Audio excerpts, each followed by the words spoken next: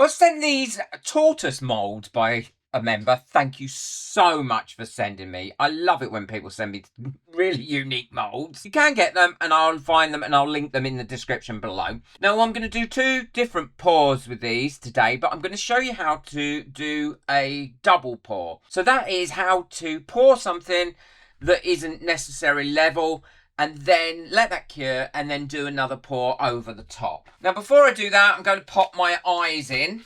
I've got these little eyes. These ones are far too big for this mould, but I'm doing that intentionally because another one of my members absolutely came up with an amazing idea. So I'm going to have a go at that, which I'll show you in a minute. So first of all, I'm going to put these in. Like I said, I've done a whole video on this before, but I'll just quickly recap how I do it. What I do is I put my eyes in one at a time using UV resin. I put a little dab of UV resin where I want the eye to go. And now what I'm going to do is just coat this eye first before I do anything else in UV resin and pop that where I want it to go and push that in.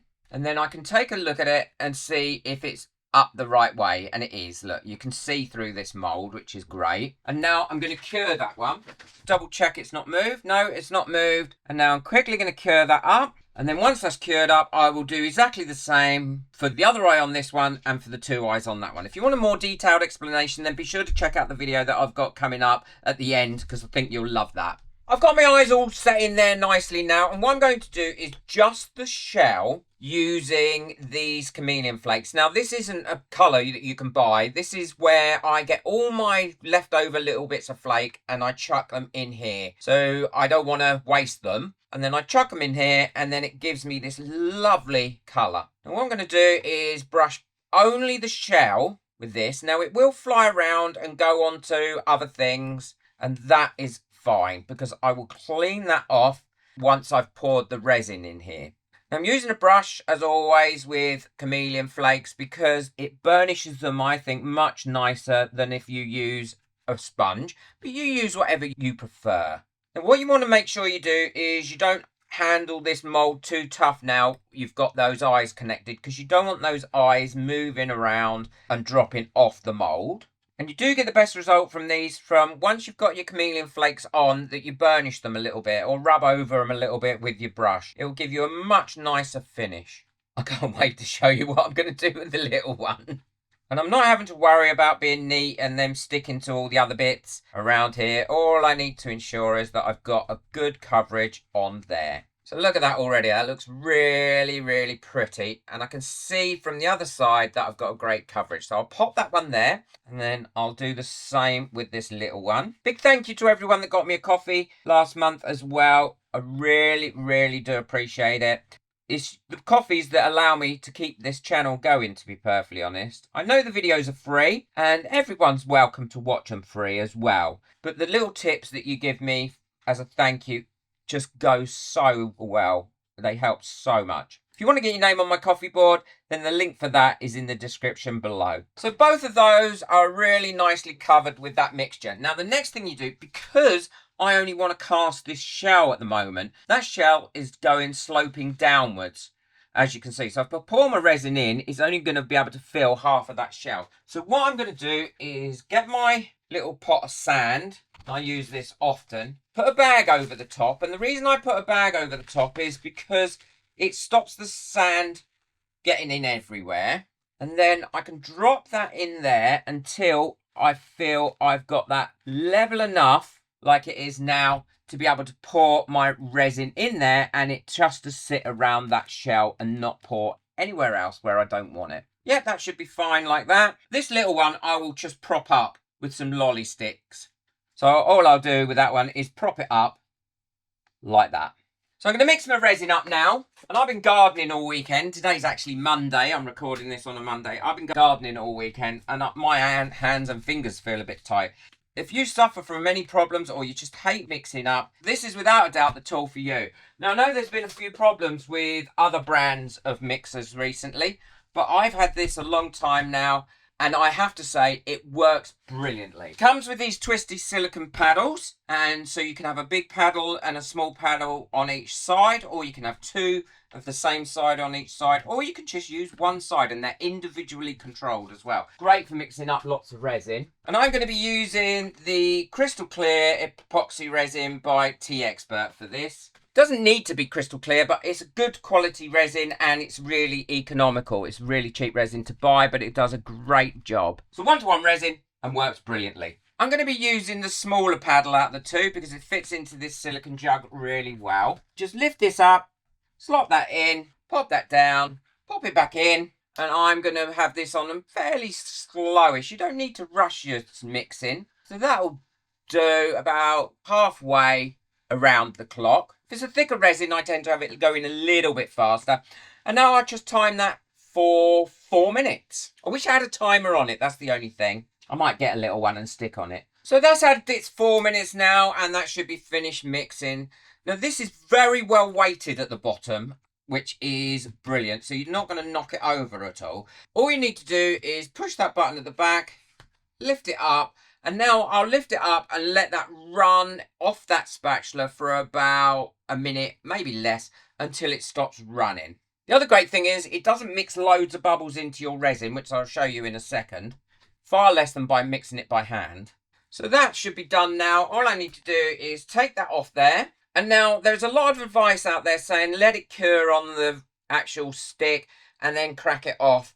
But I don't like that idea. Leaving resin to dry on any silicone will shorten its life and will cause it to crack. It degrades the silicone over time. So what I do is I clean mine off straight away using a baby wipe. Now, the advantage of this is I know it's clean. Secondly, if I want to mix up some more resin, I can mix it up straight away. So that's nice and clean now and ready to use for next time. This charges up as well. You can run it either from the cord or from having it charged up. Now I charged this up about 2 months ago. I use it all the time and I haven't had to charge it up again since. And there's the resin with hardly any bubbles mixed into it. Now I want to add some gold into this resin because I want a solid colour behind all those microflakes, but I don't want too dark a colour. So I'm putting gold in there and I'm using some gold mica powder. And when you're using mica powder in resin, it does tend to stick on the top. So it's quite important to mix it in really well. And then when you've mixed it in, carry on mixing for about 30 or 40 seconds because actually you will probably need that extra time. And that way you'll make sure that it really is in there well. So now I think that's fully mixed, but actually it isn't. It does need longer. And scrape the sides and the bottom when you're mixing as well. So I'm really happy with that. I'm content that's mixed up. So what I'm going to do is just pour this in slowly. The reason I'm pouring it in slowly is because if I need to make little minute adjustments to this, I should say my tortoise rather than minute, then I can. So now I've got that in there. What I'm going to do is just push some of that up the sides. And then I'll pour the little tortoise and leave that to cure up before I do the next stage. Well, these are cured now for this stage. I actually filled the whole of the small one in so we could have a look at it when it's done. We won't need the sand anymore, but can you see that is now sitting at a nice angle?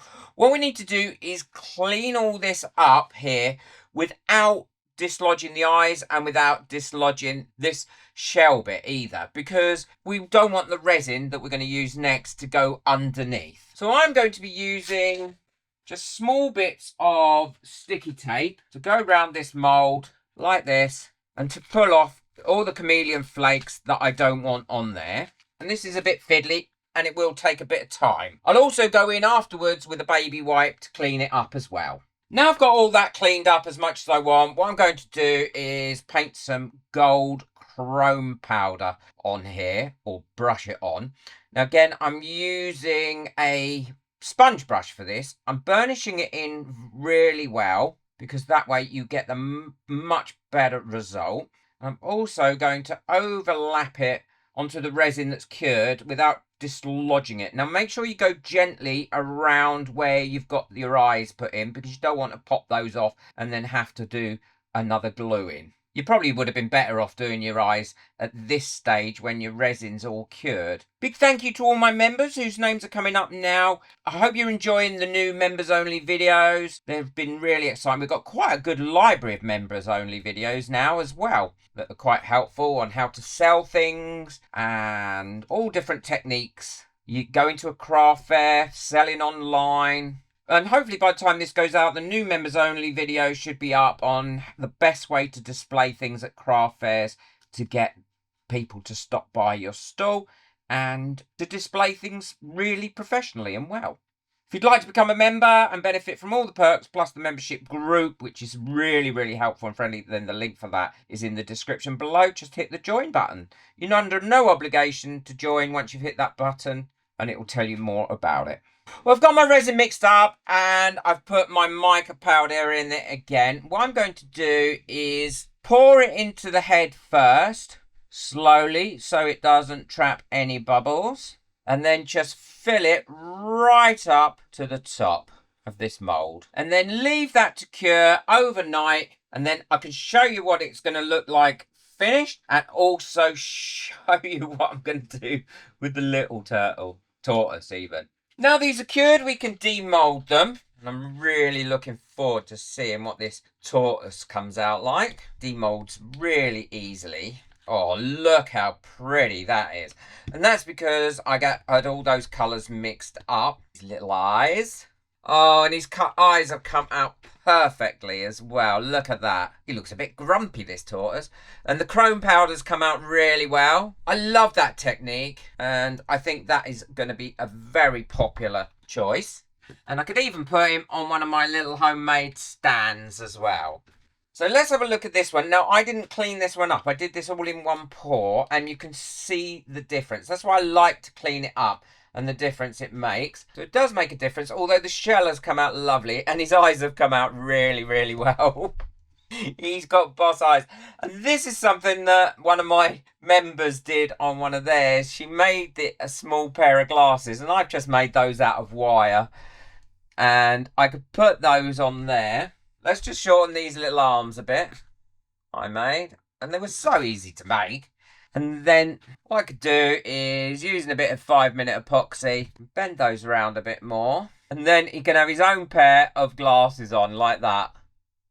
He looks really cute. But the eyes have come out well on both of them. If you've enjoyed this video, and I hope you have, make sure to boot that subscribe button. Also, check out the video that I've got coming up next, which is a more detailed explanation on how to add these eyes and put these eyes into different molds. Hit that like button, but most of all, enjoy your resin. Take care. Bye.